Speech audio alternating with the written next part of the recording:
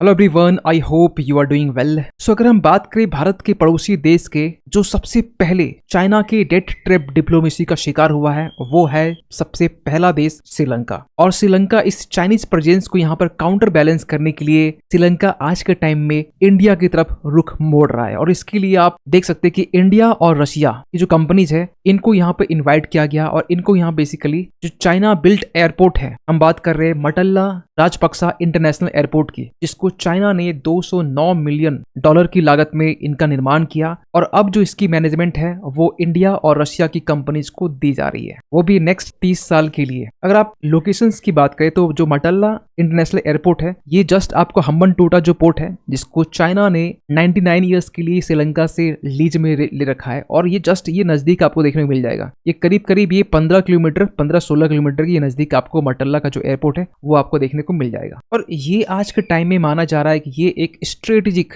Move है basically India की तरफ से, क्योंकि अगर हम बात करें राजपक्सा इंटरनेशनल जो एयरपोर्ट है, जिसका पूरा नाम मटल्ला राजपक्सा इंटरनेशनल एयरपोर्ट है, जो हम्बनटोटा के करीब है, नजदीक में, जिसको चाइना ने तो बना दिया, लेकिन आपको बताना चाहते हैं कि यहाँ पर जो फ्लाइट एक्टिविटी थी बिल्कुल ये मिनिमल थी। और ये आज के टाइम में वर्ल्ड का एम्प्टीएस्ट एयरपोर्ट है। मतलब आप समझ सकते हैं कि यहाँ पर जो फ्लाइट एक्टिविटी है बिल्कुल यहाँ पर जीरो है। और चाइना बेसिकली टारगेट ही इसीलिए करता है कि ऐसे ऐसे लोकेशंस और एयरपोर्ट बनाने के लिए जहां पर इन्वेस्टमेंट तो भर की कर दिया जाए, लेकिन वहां से रिटर्निंग कुछ आए नहीं। और न रिटर्निंग आए तो इसके बदले में चाइना इजिली यहां पर क्लेम कर सकता है और उस लोकेशंस को, एयरपोर्ट को लीज में ले सकता है। रिसेंटली आपने देखा होगा कि नेपाल का पोखरा एयरपोर्ट, जब भी पोखरा एयरपोर्ट की जिक्र होता है बेसिकली अपने वीडियो में नेपाल के जो भी दोस्त मित्र हैं वो चिढ़ जाते हैं। खैर, आपको बताना चाहते हैं आज के टाइम में श्रीलंका में इंटरनेशनल एयरपोर्ट की बात करें तो ओनली कोलंबो में, जो श्रीलंका की कैपिटल है, यहाँ पर आपको 2 एयरपोर्ट देखने को मिल जाएंगे। एक बंदर नाइके इंटरनेशनल एयरपोर्ट और यहाँ पे कोलंबो इंटरनेशनल एयरपोर्ट। इसके अलावा भी आप देख सकते हैं कि बहुत सारे आपको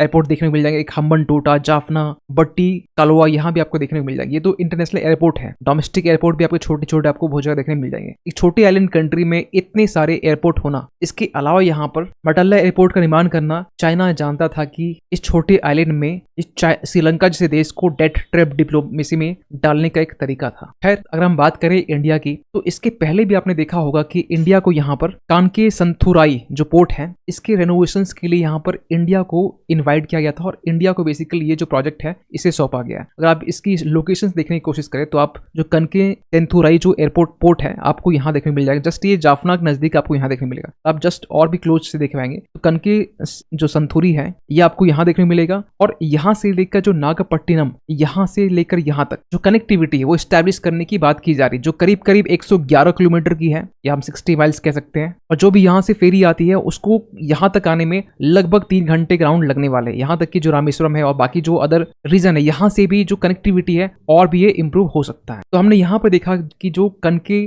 सेंथुराई जो पोर्ट है, यहाँ पर भी इनकी जो जिम्मेवारी है ये इंडिया की कंपनीज को दी गई है। यहाँ तक कि हमने ये भी देखा कि जो मटल्ला एयरपोर्ट है जस्ट यहाँ पर, इसकी भी मैनेजमेंट को लेकर इंडिया रशिया से कंसल्ट करते हुए हैंडओवर की गई है। और अगर हम बात करें कोलंबो की, इसको लेकर भी यहाँ पर अदानी पोर्ट्स को यहाँ पर 4118.89 करोड़ का जो प्रोजेक्ट है कोलंबो टर्मिनल प्रोजेक्ट का निर्माण करने का, ये भी इनको दिया गया है। ये रिसेंट की हम बात कर रहे हैं, मतलब ये पिछले साल नवंबर की हम बात कर रहे हैं। तो यहाँ पर कोलंबो पोर्ट का जो टर्मिनल है इसको लेकर भी यहाँ पर इंडिया इसमें इन्वेस्ट कर रहा है। कानके संथुरी को लेकर भी यहाँ पे इंडिया इन्वेस्ट कर रहा है और यहाँ मटल्ला को लेकर भी इंडिया इन्वेस्ट कर रहा है। यानी यहाँ पर अगर एक ये जो एयरपोर्ट जो पोर्ट है बेसिकली त्रिनकोमली, ये जो पोर्ट है इसको लेकर भी आपको बताना चाहते हैं रिसेंटली यहाँ पर जो त्रिनकोमली एक ऑयल टैंक फार्म यहाँ पर है, इसको भी बिल्ड करने की जो रिस्पॉन्सिबिलिटी है वो इंडिया को दी गई है। तो आप समझ सकते हैं कि जो श्रीलंका का जो मेन स्ट्रेटेजिक लोकेशन है, जो पोर्ट है, जो एयरपोर्ट है, इसके लिए आज के टाइम में श्रीलंका इंडिया की तरफ देख रहा है और आज के टाइम में इंडिया एक्टिवली यहाँ पर काम भी कर रहा है। लेकिन एक सबसे बड़ा कंसर्न होता है हम्बनटोटा पोर्ट को लेकर, जिसको श्रीलंका ने 99 ईयर्स के लिए, क्योंकि ये कर्ज में दबा हुआ था, और इसको चाइना को 99 ईयर्स के लिए दे दिया है। ये जो हम्बनटोटा पोर्ट है बेसिकली, जिसकी इमेज आप स्क्रीन में देख पा रहे होंगे। लेकिन सबसे कंसर्निंग बात यह है कि यहाँ पर श्रीलंका ने फिर से, श्रीलंका के जो प्राइम मिनिस्टर आज के टाइम में दिनेश गुनावर्देना, ये जो आप सामने इमेज देख पा रहे होंगे, ये रिसेंटली 1 मंथ पहले की हम बात कर रहे हैं, जस्ट मार्च का टाइम में, जब ये सी जिनपिंग से मुलाकात करते हैं और यहाँ पर चाइना इनको ये कहता है कि जो हम्बनटोटा पोर्ट्स है, बेसिकली चाइना मानता है कि जो हम्बनटोटा पोर्ट है ये बेल्ट एंड रोड इनिशिएटिव का ही पार्ट है, इसको हम लोग फिर से इस पे हम लोग काम करना स्टार्ट करेंगे। और इसको लेकर श्रीलंका ने भी अपने साइड से कहा कि Sri Lanka says will work with China on developing Colombo Colombo और हम्बनटोटा पोर्ट्स। और इसको लेकर भी हर एक मीडिया आउटलेट्स में बेसिकली जो आर्टिकल्स है वो पब्लिश हो रहे थे। लेकिन अगर हम बात करें चाइना की इन्वेस्टमेंट को लेकर, ओनली स्पेसिफिक इंडियन ओशंस की बात करें, तो चाइना आज के टाइम में बांग्लादेश का जो चिट्टागोंग है यहाँ पर भी इन्वेस्टमेंट किया हुआ है। ग्वादर पोर्ट तो ये तो चाइना का खुद का अपना ही है, ये मान के चल सकते हैं, सीपेक के जरिए जिसको बनाया गया है। और हम्बनटोटा पोर्ट श्रीलंका, ये जो 3 पोर्ट है, चाइना इसको कहता है ट्रायंगल ऑफ डेथ, क्योंकि इसके जरिए इजिली इंडिया को ये काउंटर कर सकता है। ग्वादर पोर्ट जो बेसिकली पाकिस्तान में यहाँ पर है, चिटगोंग पोर्ट जो बांग्लादेश में जस्ट आपको यहाँ पर देखने मिल जाएगा, और हम्बनटोटा पोर्ट जस्ट ही आपको साउथ में देखने मिल जाएगा श्रीलंका में। तो इसको यहाँ पर चाइना कहता है ट्रायंगल ऑफ डेथ, क्योंकि इसके जरिए इजिली यहाँ पर इंडिया को काउंटर किया जा सकता है। यानी इसके अलावा हम बात करें ना, तो म्यांमार में सीमेक के जरिए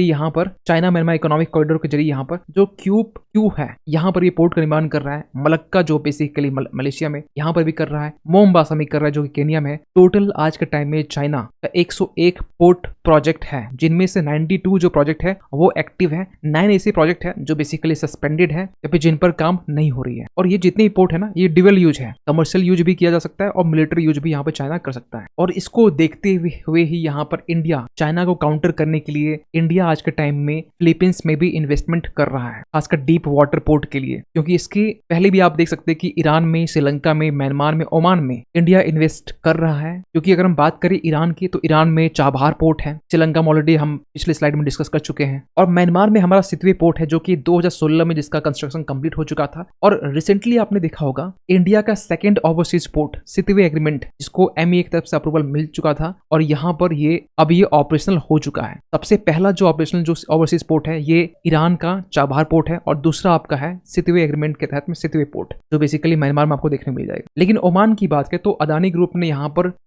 इसी साल के मार्च मंथ की हम बात करें, जब ड्यूकम जो पोर्ट है इसको डेवलपमेंट करने की जो डील है अदानी ग्रुप के साथ हुई थी, और अब फिलीपींस में भी डीप वाटर पोर्ट को लेकर इन्वेस्टमेंट की बात की जा रही है। और ये चाइना के नजदीक होने वाला है, ताकि चाइना को भी इजिली काउंटर किया जा सके। वैसे फिलीपींस को रिसेंटली हमने ब्राह्मोस मिसाइल सप्लाई किया, और ये जरूरी तब हो जाता क्योंकि आज के टाइम में चाइना एक्टिवली यहाँ पर इंडियन ओशंस में एक्टिव है। मालदीव्स की बात करें तो लगातार मालदीव्स और चाइना के बीच में रिलेशंस इंप्रूव हो रहे हैं। और यहाँ पर अगर इस तरह की जो खबरें निकल के आती है कि श्रीलंका जो है वो इंडियन कंपनीज की तरफ टर्न कर रहा है, रुख मोड़ रहा है बेसिकली चाइना के इन्फ्लुएंस को काउंटर करने के लिए, तो ये एक पॉजिटिव अपडेट है, पॉजिटिव खबर है खासकर इंडिया के लिए। हाँ, ये जरूर है कि हम्बनटोटा पोर्ट के लिए इंडिया कंसर्न जरूर रहता है, लेकिन फिर भी हम लोग माटल्ला जो एयरपोर्ट है इसके लिए हम लोग यहाँ पर मैनेजमेंट की जो रिस्पॉन्सिबिलिटी है वो इंडिया को दी गई है, और साथ में साथ रशिया को। लेकिन आप क्या मानते हैं इन सबको लेकर? क्योंकि हम्बनटोटा पोर्ट को लेकर आज भी इंडिया कंसर्न रहता है, और रिसेंटली जिस तरीके से श्रीलंका जो प्राइम मिनिस्टर है चाइना से जिस तरीके से मिले और फिर से इस पर काम करने की बात की जा रही है, तो ये ऑब्वियस सी बात है इंडिया के लिए बहुत बड़ा कंसर्न बन जाता है। तो आप क्या मानते हैं इस चीज को लेकर? इंडिया को यहाँ पर क्या करना चाहिए? आपकी क्या इसमें ओपिनियन है जरूर लिखेगा। और जाते जाते एक क्वेश्चन आप सभी के लिए कि हाल ही में यहाँ पर नेशनल टेक्नोलॉजी डे इसे सेलिब्रेट किया गया